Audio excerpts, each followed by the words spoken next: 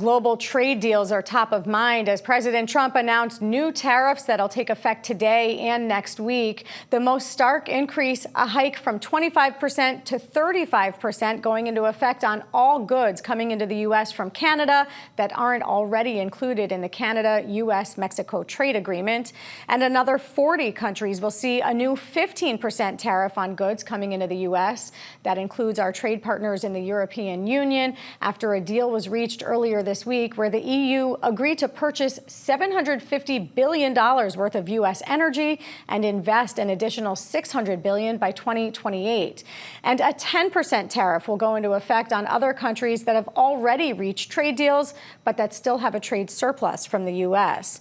Now, the news sent markets tumbling yesterday, and the U.S. dollar dropped against other global currencies. Market uncertainty continued today as the latest U.S. jobs report was released, showing a major slowdown. Only 73,000 jobs were added for the month of July. That's much lower than economists expected. Shortly after the report came out, President Trump fired the Bureau of Labor Statistics commissioner, saying without proof that the numbers were manipulated for political purposes. Here in New Jersey, businesses are bracing for impact as most of these tariffs are set to take effect on August 7th.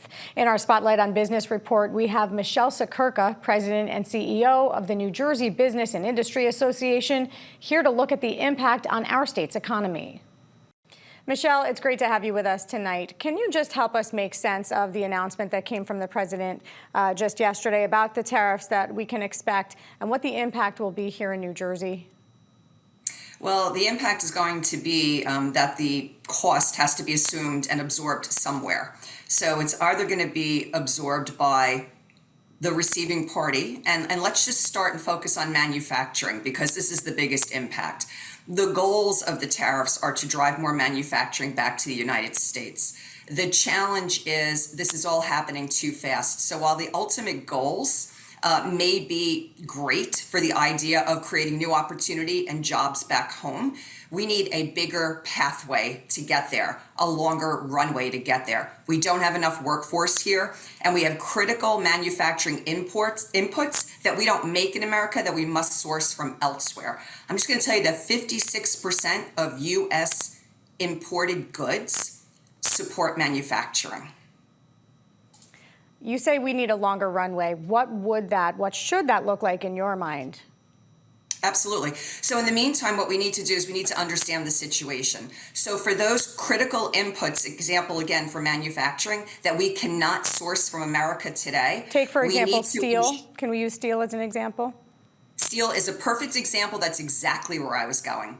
Because there are certain things in order for us to manufacture here that we do not have the critical parts of steel to get here in America. Right? And so what we need to do is for those companies who are going to continue to invest here in America, and particularly here in New Jersey, right? Think about manufacturing 120 years ago. Trenton makes, the world takes, right? That's steel, Roebling steel.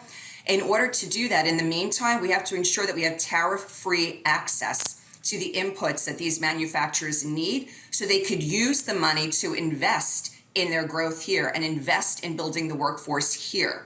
We don't have that today, and we need the time to build it in order to be able to say made in America more than we say made in America today. Are we seeing, Michelle, any move towards more businesses, more manufacturing coming here to the U.S. since these conversations around the tariffs started at the start of this Trump administration? Well, I think the industry on the whole is at a freeze point right now, waiting for predictability and certainty about what's to come. I mean, that makes sense. You can't make investments if you don't know what those investments are going to cost you 30 days from now, 6 months from now, a year from now, 5 years from now. Especially in manufacturing, very, very cost-intensive industry. We're not going to make big investments until we know what it's going to take for us to get ROI on those investments. Are you concerned seeing the jobs report that came out today that clearly there's been a slowing down? Are you seeing that here in New Jersey correlating with the national numbers? Yes. In fact, I think this past month I just saw that maybe our numbers were a little better on unemployment, less people on unemployment, but our unemployment rate has been higher than the national, and we should be concerned about that. And we also have to recognize that the workforce shortages that we experience today are the result of not just, lack of skills to get people into the right jobs, which we continue to try to develop each and every day in partnership with our educational institutions, right? The right skills for the right jobs. But we are looking down a demographic loss in coming. We're going to have a demographic cliff. We're going to have about a decade where birth rates have been down. And we need to ensure that we can fill the jobs that we have. And I'm going to go back again to manufacturing, because today, even if we could possibly bring more back here today, we don't have the workforce to support what we need to deliver the products we want to make here in America today. All right, Michelle Siekerka, we have to leave it there. President and CEO of the New Jersey Business and Industry Association, as always, thanks for your perspective. Thanks for the opportunity.